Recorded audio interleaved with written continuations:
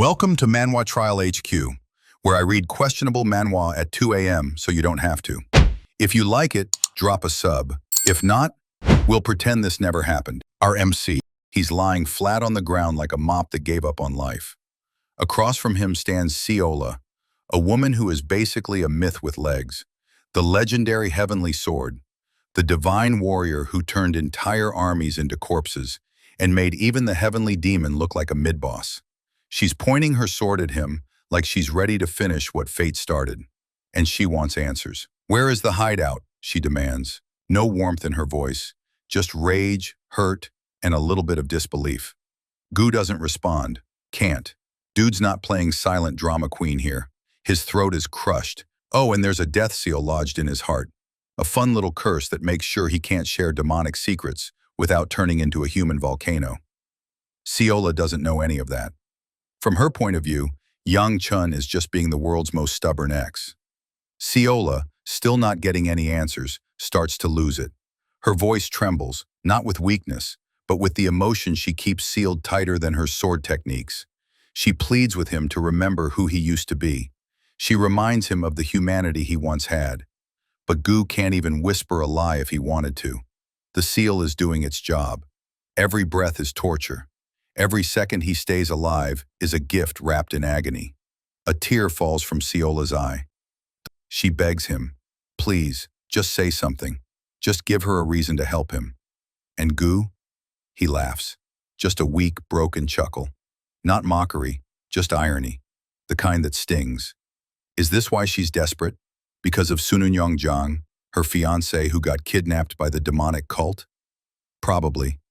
Love makes people do wild things. Seola doesn't take the laugh well. Her anger ignites. In one fluid motion, she slams him into the ground like he just insulted her sword style. Still trembling, she glares at him, wondering if he's hiding something on purpose. Maybe she should have killed him when she had the chance. Those words stick in his mind like a splinter. And just like that, the memories start flooding back. Their first meeting, a busy marketplace. They were just kids. She approached him, not with a sword, but a potato. That one simple gesture sparked a connection, a small kindness that years later would evolve into this massive, twisted tragedy. Now here they are, on opposite sides of a war. He's a traitor, she's a hero. The potato is long gone. Seola finally turns away, trying to hold herself together. But before she can leave, she hears something. Scratching. She turns. Gu is crawling, barely alive, scribbling something into the dirt with a finger drenched in blood. "What are you doing?" she whispers, stepping closer. But the moment he tries to pass on the information, boom, the seal flares. He coughs up blood like it's on sale. His body convulses. The pain, unimaginable. And yet, he keeps writing. He knows the cost. He knows his heart will literally implode, and he does it anyway. Because he's tired. Because even if he was forced down this path, he still feels like it's his fault. And just like that, the seal delivers its punishment. His heart is crushed from the inside out. His insides begin to tear apart. Somewhere in the background, Seola's voice breaks into sobs, but he can't hear her anymore. His vision fades.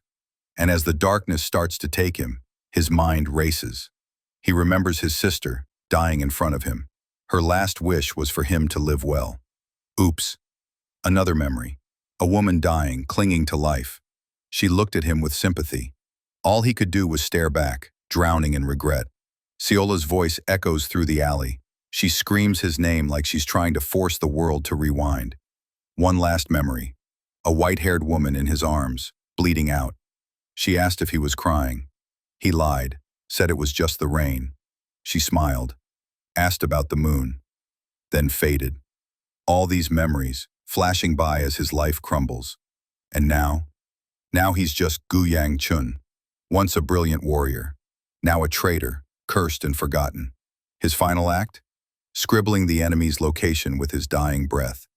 Not for redemption, not for glory, just so that maybe, Seola could save someone else. As he finally starts to slip away, her voice rings out again. But this time, he can hear it. There's a catch. A big one. Because suddenly, standing right in front of him, is the same little girl, the same Seola, offering him a potato. Gu Yang Chun's eyes fly open in pure disbelief. Wait, wait, wait. He's back. Same old marketplace, same fateful day. But now he's several inches shorter, and his hands look like they've never held a sword before. He's a kid again. Bro is stunned. The last thing he remembers is dying, in full HD pain, with his heart exploding like a cursed watermelon after breaking the forbidden seal. His body had folded, organs wrecked, the whole tragic hero thing. Final memory? Seola screaming his name while holding his crumbling body. Now, he can feel his heart beating, his lungs work, he's breathing, and his body, it's small, younger. It's like waking up in a dream. But the weirdest part? Seola's younger self is staring at him, confused, still holding that same cursed potato. Gu tries to remember what he originally said back in his past life. Ah, right, he slapped the potato out of her hand. Yeah, real classy. The old him stomped on it like a villain in a flashback and humiliated her in public. This time, though, he chuckles to himself. Nah, not repeating that crap. He gently takes the potato and even thanks her. Smooth Sigma move, right? Wrong. The moment he bites into it, he burns the ever-loving hell out of his mouth. Seola bursts out laughing as he fumbles and coughs, trying to act all cool while steam is literally melting his tongue. While he's in pain, a servant from his estate comes rushing in.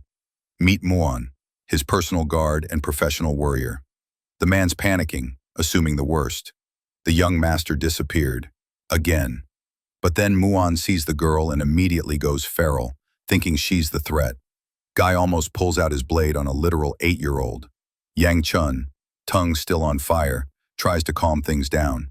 He waves Muon off and somehow manages to ask for the last yakwa in the pouch. This sweet rice snack is basically the Rolls-Royce of childhood treats. He grabs it and offers it to Seola. She's shocked. Muon is shocked. Even young Chun himself couldn't believe what he just did. The usually indifferent boy had just offered someone food. When she first saw the rich, honey-drenched yakwa dessert in his hand, her eyes sparkled like a kid staring at candy in a glass jar. She had always wanted to try one, and now it was right in front of her. But just as things were getting sweet, literally, Seola suddenly turned away. Her grandfather came rushing in, probably panicked from losing his grandchild in a place full of strangers. Apparently, getting lost is a family tradition for these kids. He immediately started scolding her for wandering off alone, but she waved off his worry with a big grin. Because in the end, she got what she came for. The potatoes. Her grandpa, though clearly strict, was also deeply kind and protective. He was worried she might have gotten hurt, but his whole vibe changed the moment he noticed who Seola had shared her snack with.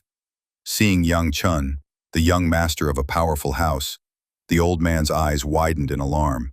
He quickly pulled Seola back and gave a respectful bow so deep it could have swept the floor. Yang Chun, always calm and composed unless he's being threatened, downplayed the whole situation. He said there was no need to worry. The girl just offered him a tasty treat, nothing more. Then, in a rare display of warmth, he praised the potato's taste and offered her a yakwa in return. Seola's grandfather hesitated. Maybe he thought accepting a gift from a noble would be improper, or maybe he didn't want to be indebted. But Seola, bless her little heart, was already bouncing with joy, reaching eagerly for the yakwa like it was the crown jewel of all desserts. Unfortunately, Grandpa wasn't having it. He dragged her back like she had just tried to steal from a royal kitchen, insisting it would be disrespectful to accept such a luxurious gift. But young Chun wasn't about to let the moment be ruined. He stepped forward, kindly insisted, and personally handed the yakwa to Seola himself. Her eyes lit up like lanterns at a festival, and even her grumpy grandpa was left speechless. That small act of kindness had a surprisingly deep impact. Seola looked at him, smiling like she just discovered her new favorite person in the world. She quietly decided, "We've found what we were looking for." With that heartwarming scene done, the two went their separate ways. But young Chun was lost in thought. That old man, something about him was ringing alarm bells in his head. Then it hit him. The old man was none other than Hyogen Wee, the former leader of the Merm Alliance. Not just any elder, but the original sovereign sword. The guy who once ruled the martial world with an iron blade and was the most terrifying man on the demonic path. This wasn't just a casual encounter. Yang Chun was stunned.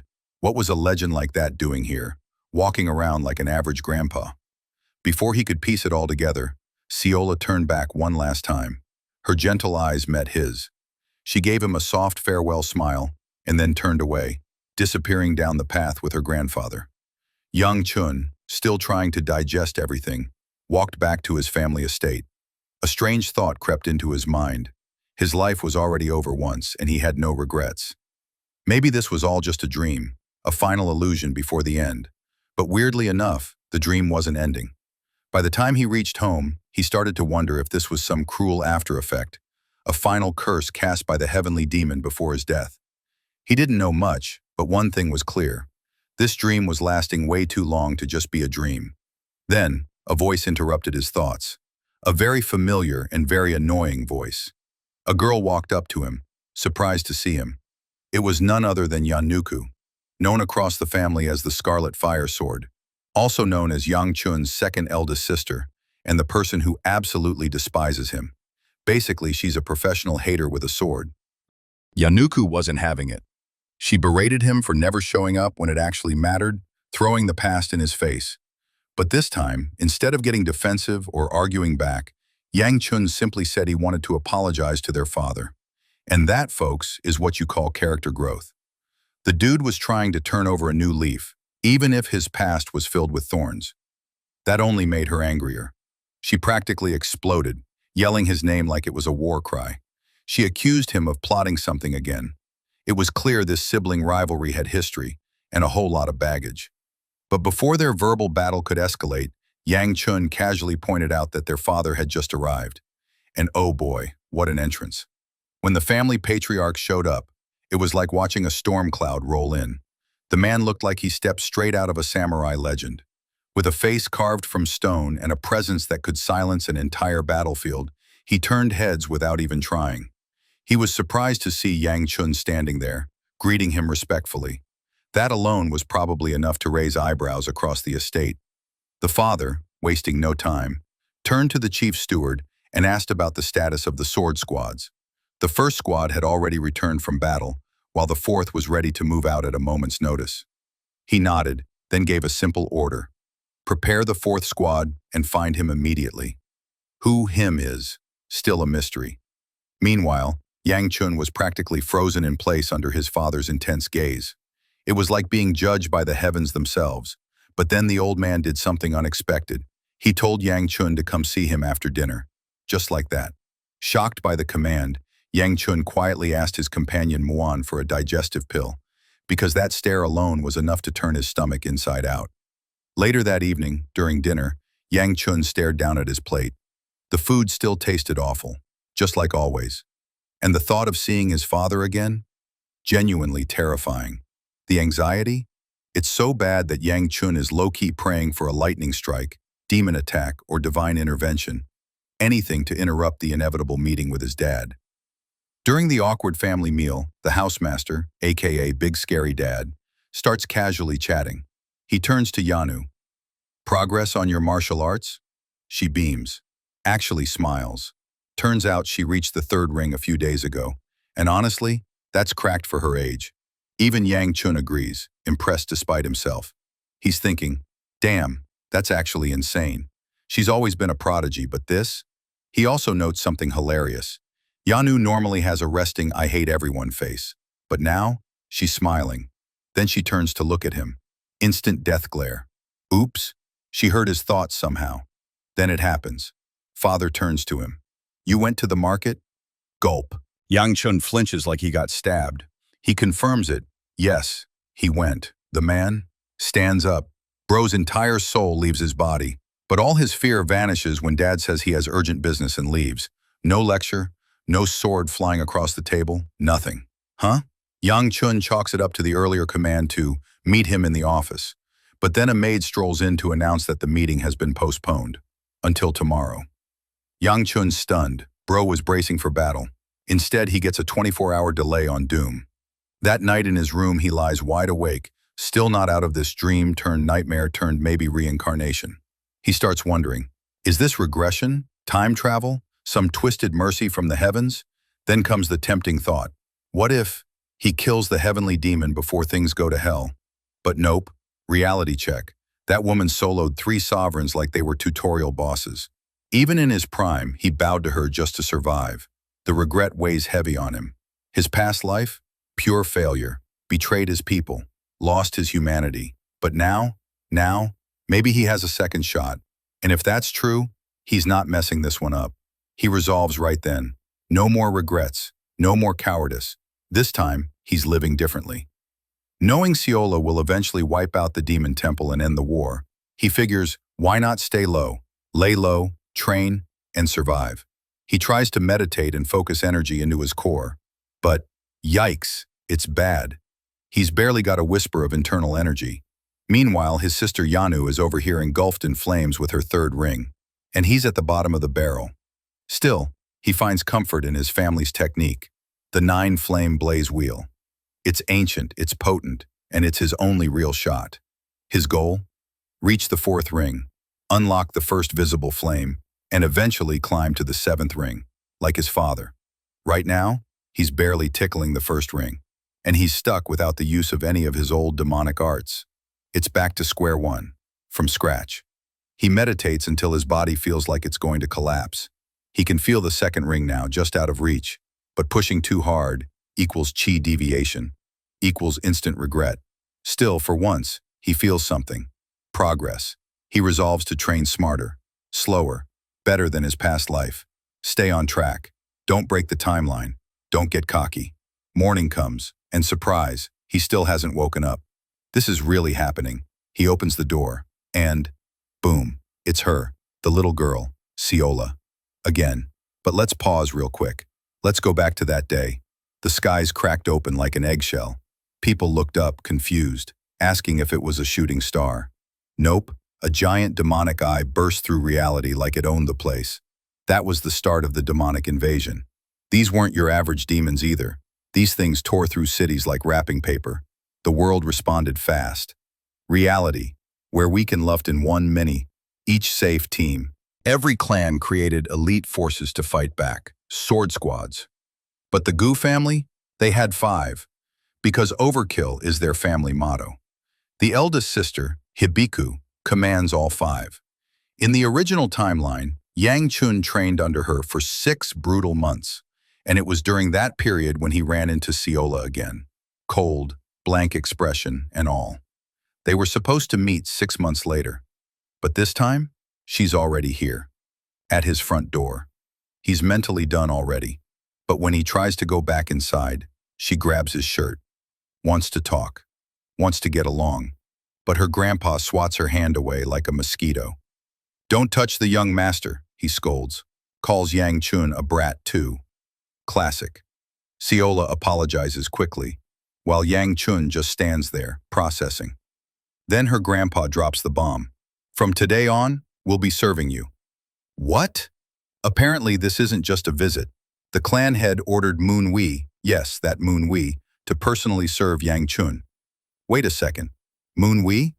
That's Hyogin Wee, the original sovereign sword, the man who once made the entire martial world wet their pants just by existing. Why is he calling himself Moon Wee? Why is he here? Seola's here too, and she's tasked with serving Yang Chun alongside her grandpa. Things are moving way too fast. Letting out a sigh, Yang Chun mutters to himself, "This has my father's fingerprints all over it." So Yang Chun, despite everything going on, shares his gratitude. But deep down, bro thinks his life's been cooked from the start. Burnt toast. Game over before it even began. Later that day, Yang Chun catches Moon Wee dusting the floors like a humble servant. And for some reason, the old man looks content. No idea what that's about. So Yang Chun turns his attention to Seola, who's currently on a mission to impress him. She's hauling a full load of laundry all on her own, walking like she's got the fate of the household in her arms. The other maids try to help, telling her it's okay to share the load. But nope, Seola's on a solo quest. Then, trip, boom, face first into the dirt. The laundry basket lands on her head like a helmet of shame. She starts weeping, full baby sobs. Yang Chun just stares. This girl's really bad at everything, huh? He doesn't get it. Why does she have zero motor control? Still, her effort is kind of adorable. Ciola waddles over to him, still wearing the basket like it's part of the uniform, and says she'll follow him everywhere. Grandpa's orders. Apparently, she's now his official servant, not Manhua. But let's be real. The maids 100% schemed this, trapped her into this role. Yang Chun doesn't even know if he's allowed to pick his own servant. She tries to tidy up his robe, fails miserably, folds it like a wet tissue. So he fixes it himself, which shatters her fragile confidence. Now he's wondering, does the clan head even know he's got the sovereign sword dusting furniture like a peasant? Anyway, it's time to meet his father. He gets ready to head out, but Ciola chases after him. He shuts her down gently. Finish your chores first. Cue. Tears. Big ol' eyes. Tiny sniffles. Even Manhua notices. So, in a rare moment of kindness, Guchun tells her, if you finish your duties well, I'll bring back some yakwa. Instantly, she's glowing, floating. That tiny bit of kindness sent her to cloud 9. Now we shift to Guchun, standing in front of his father's office, anxiety maxed. Should he ask about Manhua, Ciola, the weird arrangement? Too late, because his dad sneaks up behind him like a damn ninja. Go inside. Guchun jumps out of his skin, screams, loudly, yells something very inappropriate. In front of his father. Bro nearly dies on the spot, from embarrassment. Inside, they sit down. The clan head starts by talking about Guchun's new servants. He's grateful for them, sure, but why them? His father doesn't explain. Just says he'll understand in time. Oh no. That means he definitely knows who Manhua really is, but he's keeping it vague. Instead, he shifts topics. Says Guchun should prepare for tomorrow's 9 Dragon Council. Wait, that sounds familiar. Too familiar. And then, Guchun remembers. Cue internal scream. Dear God, no. He'd rather die. Seriously, end him now. Muon, ever helpful, asks if he really doesn't want to go. Let's talk about this council for a second. It's held twice a year, honoring the sword squads who risk their lives to keep demons at bay. It's also a recruitment event, and as part of the main family, Guchun must attend. But Bro would rather be executed. He literally asks Muon to behead him. Muon refuses, says if he skips, his father will probably kill him again anyway. Oh, and by the way, this time, the second elder is hosting the event. And that guy? He promised to beat the life out of Guchun if he doesn't show up. Things just keep getting worse. The second elder is strict, annoying, terrifying, and has treated Guchun like a disappointment since birth. But still, in his own twisted way, the old man always had high hopes for the kid. He trained him, scolded him, overworked him, but never abandoned him. Now, Guchun has to show up. Like it or not, time to prep. He asks one of the maids, Hongwa, if the carriage is ready. She tells him they're still getting Ciola dressed. Wait, what? Ciola's coming? He immediately starts stressing. What if she messed something up again? But nope, she walks in, fully dressed, looking radiant. Elegant outfit, soft smile, blushing cheeks. Even Guchun finds himself flustered. She shyly tells him the maids praised her for looking beautiful, then asks him directly, do I look pretty? And Bro just melts. He's so embarrassed he dodges the question like a ninja and changes the topic instantly. Now we cut to the carriage ride. It's blasting down the road like a Formula One chariot. Ciola's thrilled, this is her first time riding in one, and she's bouncing with excitement. But Guchun just wants a nap. Too bad, she won't shut up. So what does he do? He shoves a yakwa into her mouth mid-sentence. Silence. Blessed silence. He finally leans back and closes his eyes. When he opens them again, they've arrived. Guchun hops out of the carriage and immediately finds himself in the middle of the bustling district of Cheon O'Neill. It's packed with lights, people, and a whole festival dedicated to the sword squads.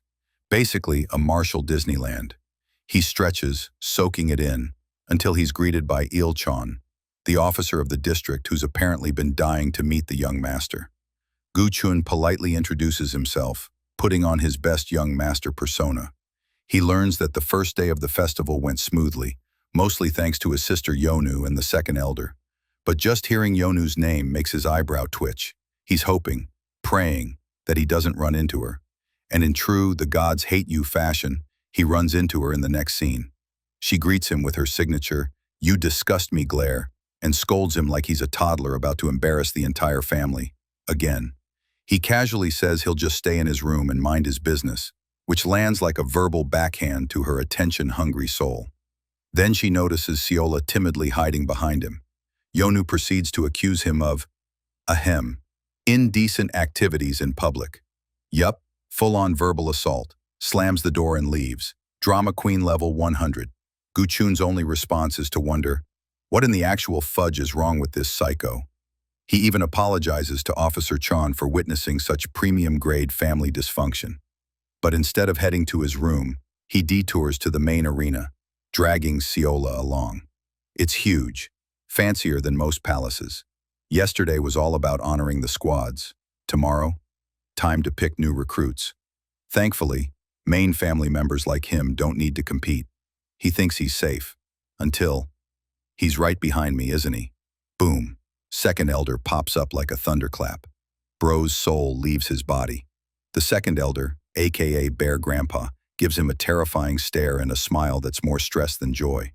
Guchun braces himself for impact, only to get a pat on the shoulder. The elder is proud that he showed up. When asked why, Guchun fumbles and blames a rumor that Bear Grandpa would be pissed if he didn't. Which, spoiler, he started himself. Siola, meanwhile, is excited to meet the famous Bear Grandpa. Bad move. He turns and stares at her like a death god.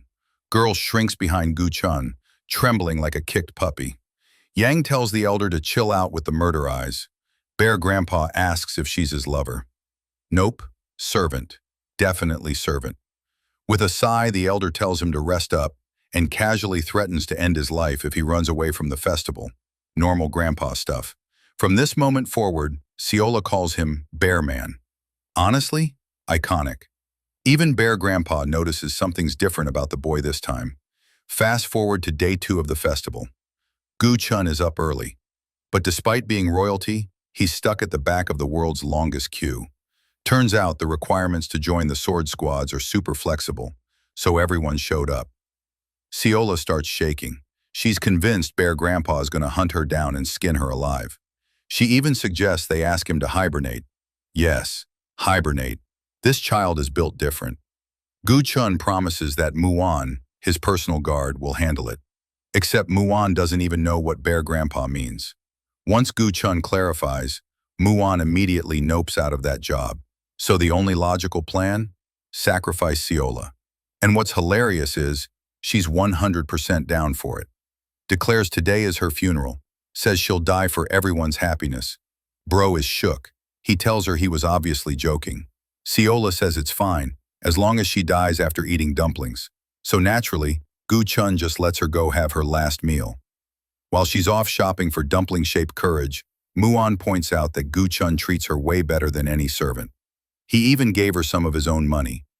Guchun plays it cool, says it's nothing. But Muan isn't buying it. He sees right through him. Turns out, Guchun still thinks of Siola as the warrior she became in his past life. He's just too emotionally constipated to admit it. Muan smiles, realizing the rumors about the young master might have been wrong all along. Guchun tries to clap back, asking if Muan judged him from hearsay. But the guard admits it's only been 2 weeks since he started serving him. He's just surprised how different the boy is after the regression. Just as they're bonding, their moment is interrupted by 2 voices nearby. A loud woman tells a girl not to wander off on her own. The girl insists she's fine. She's surrounded by people from House Ku after all. Guchun hears her voice, and his brain halts. It sounds familiar. Too familiar. Even the girl's servant warns her not to run into the Ku family's young master, but she laughs it off. What are the odds? I mean, there are a lot of Ku boys, right? Even Guchun breaks the 4th wall. Is this foreshadowing or something? Then the girl turns around and freezes, because the one person she thought she wouldn't meet is standing right there. Muan leans in and whispers like he's in a spy drama, wondering if the sudden tension is because Guchun knows this elegant-looking lady. Boy, does he ever. The second he saw her obsidian eyes and the ring with that ambiguous crest, his stomach twisted. No one else might know the symbol, but he does. It's from the House of Ping, The same house that once tried to tie him down in an engagement. Yep, that woman? That's his ex-fiancée. Let's rewind real quick. Back then, both their clans were top dogs. They were of similar age, and everyone assumed Gu-chun would one day inherit the clan head position. So the House of Ping did what big houses do. Strategic marriage plot activated. But surprise, our guy turned out to be a walking disaster, a certified reputation ruiner. The House of Ping noped out fast, and it all ended with one legendary insult. The final straw? Gu-chun straight up called her a spoiled mistress's daughter. Dude had the audacity to say that to her face, doubled down on it, and just stood there while she was ready to feed him her fists. Which she did, by the way. Girl hit him with a left hook that could have shattered timelines. Even her servant Yobi tried to stop her, but nope. She stomped her foot next to his face and almost turned it into a crater. Fast forward to now. The ex-fiancé immediately demands to know what he's doing here, but Gu-chun, completely unfazed, throws the same question back at her. She claims she's here on urgent business and doesn't owe him an explanation, especially not in his family's region. Gu-chun treats her coldly, real Sigma energy, and she gets heated. She tries pulling the seniority card, reminding him she's older by a year, and he instantly flips to yes ma'am mode out of nowhere. But he's done here. He turns to Ciola, casually says it's dumpling time, and dips. Ciola, by the way, is now carrying what looks like a week's supply of dumplings and couldn't be happier. As he leaves, Gu-chun drops a polite bomb. Enjoy your time here. That simple line wrecks her. She wanted to forget this idiot existed, and now he's back, with a cute servant no less. She's definitely not over it. Flashback time. She still remembers how he humiliated her during their breakup. That whole mistress's daughter insult? Yeah, that's burned into her soul.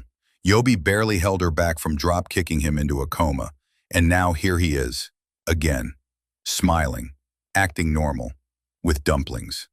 She tries telling herself he hasn't changed, but he's helping his servant now, carrying her bags, not being a troll.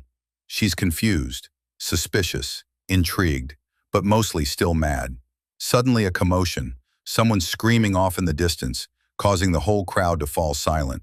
A man is raging, accusing the recruiters of arresting him unfairly. It's loud, it's tense, people are staring. Gu-chun watches carefully. Muan advises him not to get involved unless necessary. Our boy agrees. He's not in the mood to get involved with anyone else's soap opera. But then the guy body slams a recruiter straight into the ground like a WWE finisher. Cool move, terrible idea. Recruiters ban him on the spot. He's too aggressive, doesn't even reveal his identity. Muan suggests stepping in, while Ciola is just thrilled by the chaos, like she's watching a live drama unfold. But Gu-chun refuses. He doesn't want to associate with trouble. Except, plot twist, the man finally yells out his name, heir of House Ping. Gu-chun and his ex-fiancé both freeze. Yup, that's her brother. Time for another flashback. One morning, her brother was just vibing by a fire, roasting snacks and living his best life. She didn't care, until she saw him holding a nameplate that proved his noble status.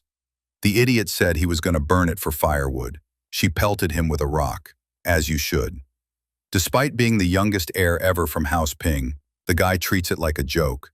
She reminds him of his duties, but it's clear he's not happy with any of it. He says he wants to leave the house and disappears for 4 months, left behind nothing but a note. She was furious. Yobi even said the Vagrant clan might know his whereabouts.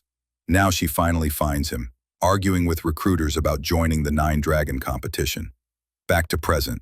This dude is yelling about his technique, the Black Knight Blade, a forbidden move exclusive to House Ping. Gu-chun knows this situation's about to blow up. He tries to sneak away.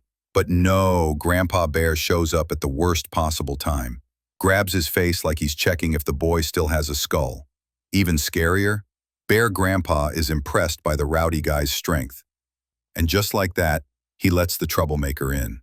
Gu-chun, completely done with today. Again, Wu Jinpeng finally remembered to make his official introduction. He bows deeply and respectfully greets the legendary second elder of House Ku. And that right there, that ass-kissing, 10 out of 10 move. Grandpa Bear laughs so hard he nearly dislocates something. Instant approval, unlocked. Recruiters. We strictly forbid this. Bear Grandpa. Shut up, he looks like his dad. And honestly, the ring on Wu Jin's finger is another solid piece of proof that he's not faking it. Even Gu Chun is dumbfounded. He had no idea that random lunatic was actually Wu Jin Pang. Small world. Or cursed fate. Anyway, Grandpa Bear turns to him and is like, if this is a competition to pick squad members, why is the heir of House Ping here? Wu Jin, casually, because I hate my house. That gets another hearty, back-breaking wheeze laugh from Grandpa Bear. Gu Chun, mentally, they're both absolutely out of their minds. Wu Jin explains he just ran away from his noble responsibilities because he likes doing things his own way. Second elder, laughing even harder. Dude's 2 seconds away from putting this guy in his will. Oh, and here's the kicker. Wu Jin is 23. Excuse me? Everyone thought he was like 18 tops. Even Gu Chun's life is flashing before his eyes from that info drop. Grandpa Bear gives Wu Jin an approving nod and throws a disgusted glare toward our boy Gu Chun like, look at this pathetic shrimp standing next to a real dragon. Both Muan and Seola catch it and immediately poke Gu Chun for answers. Gu Chun, can you two not right now? But funny enough, he's not offended. Why? Because Wu Jin is a dragon. A future legend. A man who will one day be known across the world as the Heavenly Blade. This reminds Gu Chun of something important. He also saw Wu Jin's sister earlier today. And speak of the devil. Here she comes. I Ping, the ex-fiancé from hell, rushes the scene like a thunderstorm. And this ain't a happy reunion. She uppercuts her brother mid-sentence, slamming him into the ground with such violence, it echoes across the damn plaza. Yup, he's dead again. Wu Jin tries to get a word in, maybe even a hello. But eyes already in John Wick mode. No mercy, no breaks, only pain. While wrecking her brother, she's yelling about how disgraceful he is for ditching their house to play swords with the House of Ku. Wu Jin, in a fetal position, begs for rescue like a Disney princess in distress. She's beating the confidence out of him, and now her hands, clothes, and everything are covered in his blood. The elders finally have enough. Second elder puts a stop to the fight with a single stern shout. Ai immediately apologizes, bowing with grace. She explains the situation and offers reimbursement for the chaos, then commands her idiot brother to leave with her. Now. But Wu Jin, looking like he just woke from a coma, suddenly refuses. Everyone freezes. Ai's like, you want to catch round two? But Wu Jin, voice serious for the first time, stands firm. He doesn't want to go back. He doesn't want the life of an heir. He wants freedom. He wants to live. Ai doesn't get it. Something's different about him, and it freaks her out. Wu Jin admits he accepted the title for her sake, but it doesn't mean he's happy. He just wants some fun in life before he gets chained to duty forever. And honestly, if he has to either lose his limbs or die to escape the role, he's choosing a third way. That third way, apparently, is joining this damn competition. Gu Chun is in shambles. He's watching all this and thinking, is this legal? Can Grandpa Bear just let him enter? Even Bear Grandpa knows this is a bigger deal than just some random sword squad audition. So he proposes a simple solution. Let's fight, one-on-one. And if Wu Jin can land even one hit, he gets to join. Just one hit. Everyone, he's got to be joking. Seriously? Wu Jin, bet. The second elder is 100% serious though. No takebacks. Win condition, one clean hit. Sounds fair, right? Wrong. Because the moment Wu Jin dashes in with lightning speed, aiming for a sneak strike from behind, bam! Next scene, Arena Day 2. Gu Chun is now locked into a match against his bratty genius sister, Yansu. Of course, in public, she's all cute and smiley, but behind closed doors, she's the devil. Meanwhile, Gu Chun is over here still processing why he's even alive after the last few hours. Rewind. Turns out Wu Jin got sent into orbit from that punch. His body hit the ground like a crashing meteor, KO'd in one strike. The second elder, back to grandpa mode, like nothing happened. Gu Chun is horrified. You could have dodged him. Why go full Super Saiyan? Bear Grandpa, relax, I held back. Gu Chun, how is that held back? Ai is surprisingly chill about it. She says it might have been the only way to teach her brother humility. But the second elder just chuckles and admits the truth. Nah, I just wanted to have some fun. Gu Chun is ready to fake his death and move out of the region. He even tells Ciola they should ditch this lunatic while they still can. Contrast? Ciola is in a trance. That whole battle? A movie. A masterpiece. She's a fan now. 5 stars. The second elder gives her a snack for her praise. And just like that, she's on Team Bear Grandpa now. Gu-chun. How in the 7 hells does this adorable gremlin become the world's scariest warrior? He still doesn't have an answer. But one thing's for sure, the real chaos is just beginning. Seeing how our boy was feeling left out of all the public humiliation and near-death experiences lately, Bear Grandpa figured it was only fair to give him a little present too. And by present we mean a live match, in front of everyone, against his own sister. Yang-chan has officially entered the most cursed tournament bracket ever conceived. At first, even Yansu looks a bit surprised. Not because she pities him or anything, but because he's not even using a sword. Look, the 9-flame blaze wheel technique is flexible. It can enhance various weapons, sure, but it's mainly a sword-based technique. And the problem? This version of Gu-chun has zero idea how to sword fight. He evolved into a bare fist monster after this point in life. So what's he got now? These hands, rated E for everyone. Gu-chun naturally doesn't care at all. She even says so. She doesn't give a damn whether he fights with a sword, a stick, or just his dumb face. What matters to her is that she's finally been handed a once-in-a-lifetime opportunity to legally beat her brother to a pulp. And in front of a crowd, even better. The only thing sharper than her blade is her grudge. Meanwhile, Gu-chun's soul is crying. This fight is a lose-lose scenario. Flashback to earlier. When Grandpa Bear first brought up the idea, Gu-chun was offended. Me? Spar? With her? Grandpa nearly died of dramatic despair. Apparently the festival would be so boring without him. Sure, buddy. Gu-chun tried plotting a tactical surrender right at the start, maybe even faint on cue. But Bear Grandpa saw right through him. He just pointed at Wu Jin's unconscious body like, "Try it, and you'll be next." And now here we are. Live at the arena. Gu-chun roars, screaming all the pent-up resentment she's carried for years. "You were born a boy. That's why you got the title." The match begins. She explodes forward, launching a precise vertical slash. Gu-chun barely evades. A second slash, he ducks. A third horizontal arc. He bends back like he's doing limbo in hell. Gu-chun suddenly realizes something terrifying. Her brother's dodging, every move. And worse, he's only on the second ring. Gu-chun, meanwhile, is in full panic.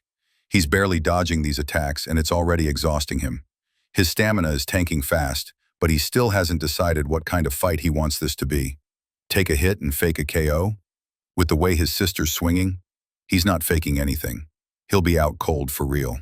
She charges in again, grabbing his uniform to hold him still. He dodges one more time and yanks off his top, letting her sword slash through nothing but cloth. Gu-chun, your bloodlust is so intense it's making your moves predictable. He even suggests ending the fight. Like, how much do you actually hate me? Reminder, these aren't real swords. I trained, I bled, I earned every inch of my power. And you, some lazy trash-born son of a mistress, you got handed the title because you're a man. She's done holding back. Her weapon begins to glow as she channels her internal energy. Gu-chun realizes with horror that she's already beyond the third ring. Her growth? Monstrous. Slash after slash rain down. She's not letting him breathe. You're a coward, a useless clown. Always dodging, always hiding. If this is who you are, you don't deserve to live. No more jokes. No more taunts. Gu-chun finally stops. He listens quietly to her pain, her rage, her venom. But then, she crosses the line. She insults his mother. And that's when something snaps. The next strike comes, but this time he catches her wrist. The arena holds its breath. His demonic glare pierces through her. What did you just say? Suddenly the tone changes. We shift from chaos to tragedy. Gu-chun begins her monologue. She admits she admired her older sister more than anyone. A genius, the searing blade, but never given the title of clan head. Because that's only for men. Knowing full well she couldn't even compare to her sister, let alone become the heir. So when Gu-chun was handed everything on a silver platter just for being born male, that's when the hatred began. And yet, back then, it wasn't like this. They were just kids. Different mothers, sure. But his mom treated both of them kindly. Gu-chun loved her too. But one day, she was gone, vanished, abandoned them both. Their father ordered everyone to never speak of it again. Searching was forbidden. That's when everything changed. Gu-chun grew cold, cut ties with everyone, and the clan whispered rumors about his strange behavior and womanizing tendencies. Upon hearing the mention of their mother, Gu-chun shoots his sister a fearsome glare, one so chilling that Gu-chun instinctively takes a step back, just to be safe. But this won't save her for long. The moment he's done playing games, he blitzes behind her and lands a solid punch right in her face. I, watching from the sidelines, can't help but be impressed by Gu-chun's raw talent. The girl's strong, no doubt, especially considering they're about the same age.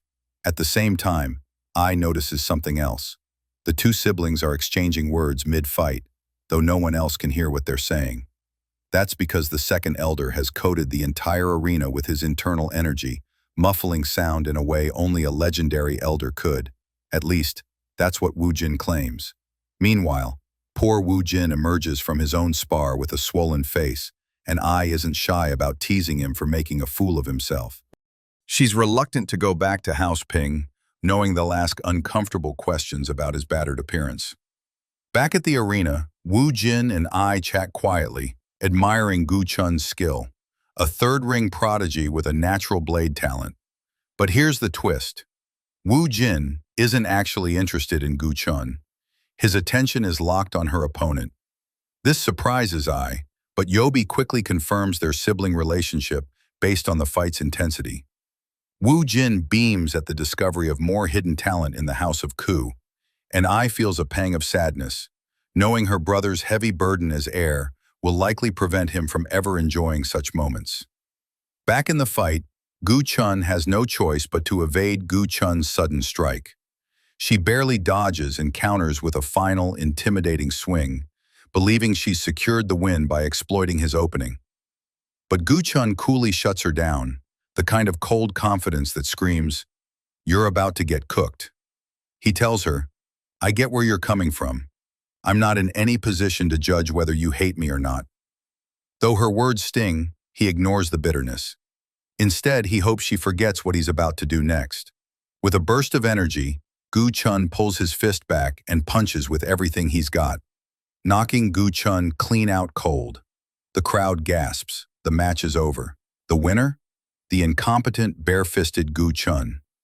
Seconds after the fight, regret settles on Gu-chun's face. He hadn't wanted to win like this. The idea of a second-ring fighter knocking out a third-ring prodigy felt wrong. The thought churns inside him, haunted by Gu-chun's cutting words. As he broods, Muan and his servant approach with bad news. Everyone is buzzing about Gu-chun's unexpected victory. They were all expecting him to get dog-walked by his sister, which is why the second elder had to step in and manage the crowd's reaction. While the elder keeps the speeches going, Gu-chun seizes the moment to slip away before Bear Grandpa can drag him into more trouble. Seola spots him and nervously points out his bleeding hand, but the real issue is that Gu-chun failed to control his internal energy in that last punch.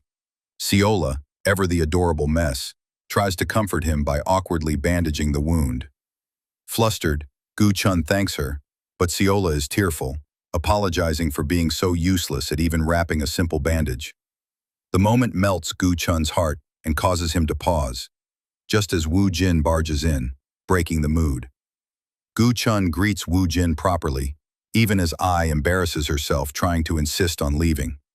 But Wu Jin, cool as ever, treats Gu-chun like an old friend and even suggests they team up again, despite Ai's broken engagement to him. Gu-chun is a bit puzzled about why Wu Jin showed up at all. Wu Jin explains he just wants to network with talented people and speaks highly of his sister Hibiku, though he admits he had no idea Gu-chun's sister was such a formidable fighter. The heir of House Ping goes on about his surprisingly close relationship with his sister, though he's clueless about how she actually feels about him, contradicting himself as usual. Gu-chun laughs it off and watches Wu Jin leave with Yobi. Meanwhile, strangely, his ex-fiancée remains behind. She tries to break the silence with an apology for hurting him with that chair incident, but is cut off by Guchun's unexpected apology in return. He admits he overstepped when insulting her mother and understands why she reacted so strongly. With the air cleared, Ai accepts it and reminds Guchun to check what her brother left for him. Guchun inspects his torn uniform and finds a small, mysterious slab tucked inside, its meaning unknown for now. The night ends with a quiet farewell between them. On the way back, Seola is knocked out cold, while Guchun remains gloomy about the duel. In his past life, he never got the chance to fight his sister like this, and honestly, he still doesn't know how he managed to win. He suspects the future might be bending the rules, especially since Seola's support seems to be part of some bigger story shift. A small kindness now could change everything later. Still, he knows he needs to be careful with how he updates his plans. Suddenly, a sharp sensation pricks his awareness. Guchun immediately orders Muon to check the demonic talisman. Muon is relieved to report it's working fine, but then the talisman suddenly flares. He orders an immediate halt. The talisman's reaction means a demonic gate has just opened nearby. Muon commands all guards to prioritize protecting Guchun. But shockingly, the young master casually stretches outside, ready for the next fight. Muon scolds him, warning how dangerous this is. Guchun calmly tells him to focus on what lies ahead. Then, like a rip in reality, a swirling green gate opens, spilling out snarling, hound-like demons. The good news? Green gates are the weakest level. Guchun wastes no time.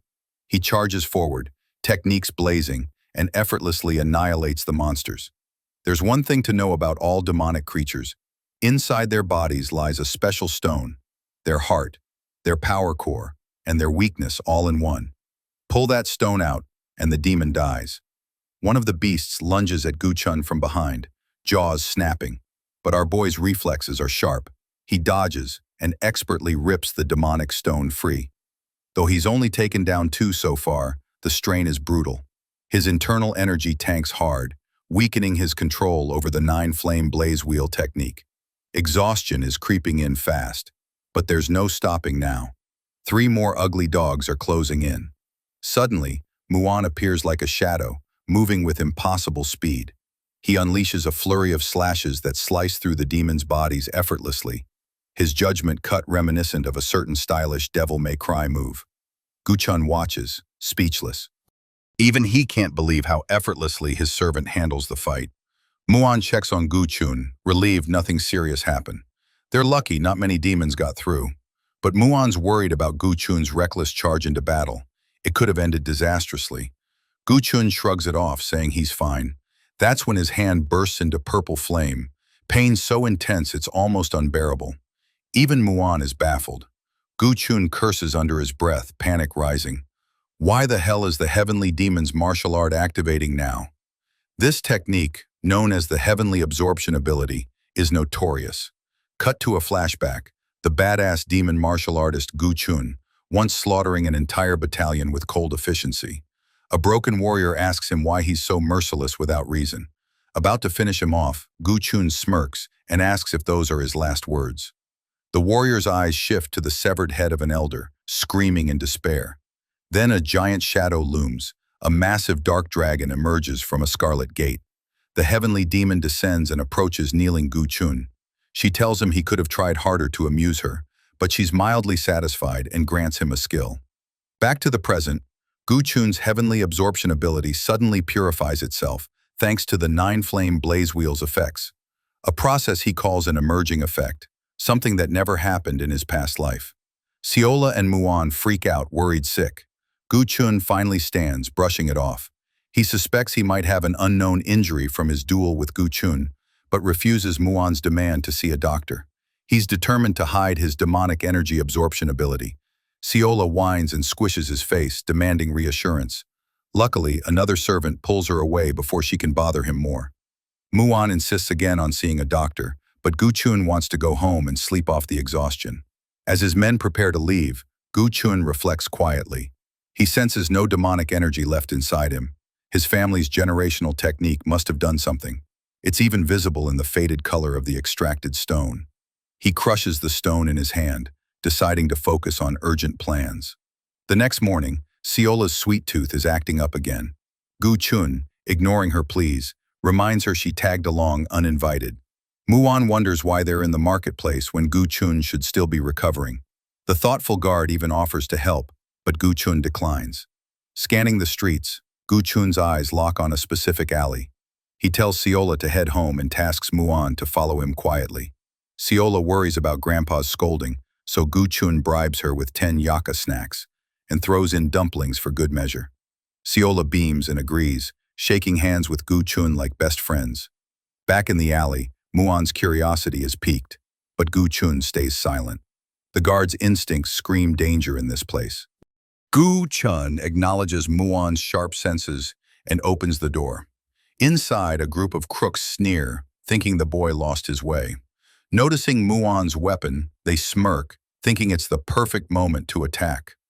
Muon grips his weapon, ready to strike. One thug demands to know why Gu Chun is here. Confident, Gu Chun reveals he's just a customer. His arrogant tone irritates the thug who threatens him. Muon nearly slashes through them all, but Gu Chun stops him. He calmly states that these thugs already knew who he was the moment he stepped in.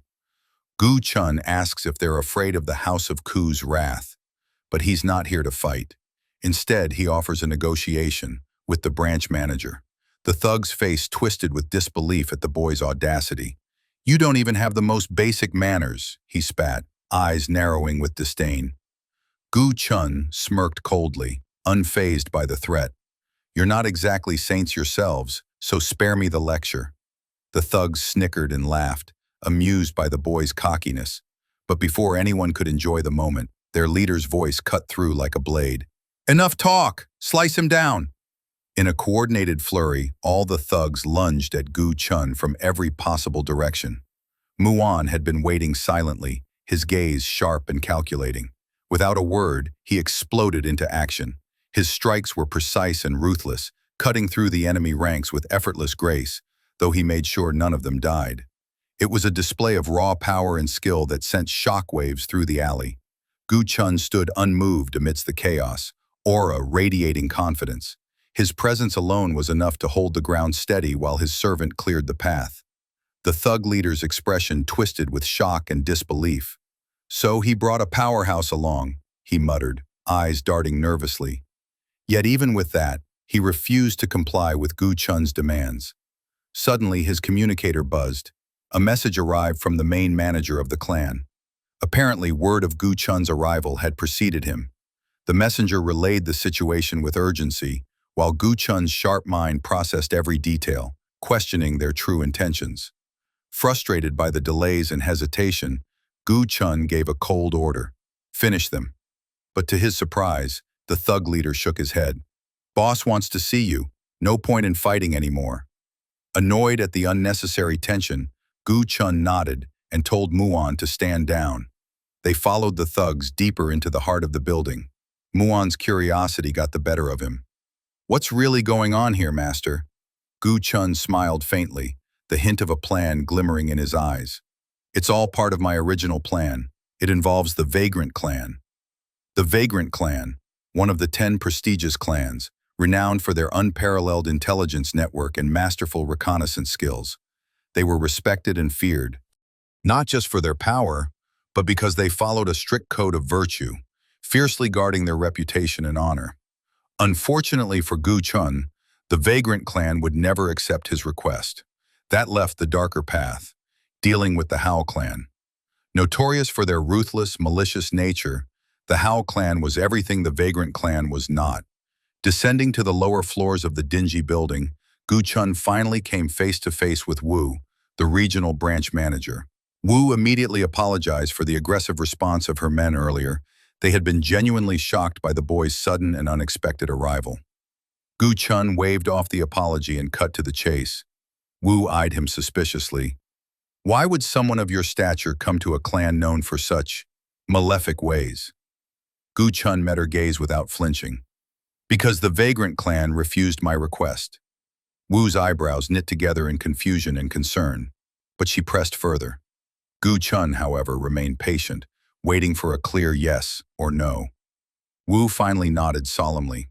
"Our clan promises to undertake any task, provided payment is made." Gu Chun smiled thinly. Good. I'm looking for someone, a child, over 10 years old. He handed over a detailed sketch of the boy. Wu's expression froze, and she stepped back, a shadow of dread crossing her face. We can't take that request, she confessed. Another party came before you, asking about this child's guardian. It creates a conflict of interest we cannot ignore. Gu Chun's gaze sharpened. I can compensate you differently, by trading information about your clan head. The guards tensed instantly, weapons drawn in deadly unison. Muan was faster. With a flash of movement, he blocked 4 blades simultaneously, his stance unyielding and powerful. Wu's warm facade vanished, replaced by a cold, lethal glare. How do you know such critical information? Gu Chun shrugged. Because we both hold leverage over each other. That should be enough. Wu demanded proof, but Gu Chun's voice dropped to a low threat. Test me, and you'll regret it. Refuse, and I'll go to the Vagrant clan to reveal secrets about your clan head. You can't afford that. The threat hit its mark. Wu's shoulders slumped in reluctant acceptance. How long will it take for you to fulfill this request? Gu Chun asked. 3 months, minimum, she replied. Perfect, Gu Chun said, already turning away. As he passed her, he nodded at a distant mountain range visible through the window. Yaijok Mountain Range. Consider this your warning. In the quiet that followed, Wu wrestled with the decision she'd just made. Behind the scenes, the Howl clan's branch manager was left in turmoil. Her eyes flickered to the Yaijok Mountain Range as she weighed the young master's words. Though she questioned trusting a boy, the detailed knowledge he possessed could not be ignored. At the same time, suspicion hovered. No one believed such critical information could come from a young master without the involvement of House Ku's clan head. Wu recalled the clan head's forced disappearance, driven underground to keep peace within the clan. The shadow of her father loomed over the situation. The knowledge from his previous life was guiding him. He knew the Howl clan's leader had been held captive for 5 long years. That's what had driven the clan to wage a devastating war on the Obsidian Night Palace. Though the Merm Alliance's attack utterly destroyed the palace, the clan leader died in the chaos, pushing the Howl clan to the brink of extinction. The problem? Gu Chun had no concrete knowledge of the Obsidian Night Palace's exact location. He was banking on general information, but it had been enough to sway the Howl clan. Gu Chun was certain it was absolutely critical to locate the child. That boy was destined to become one of the most trusted and influential figures in the demonic temple, the master strategist known as Hook Jaggle. Gu Chun intended to eliminate him before he could rise. Back outside, Gu Chun's mind raced as he considered the next steps.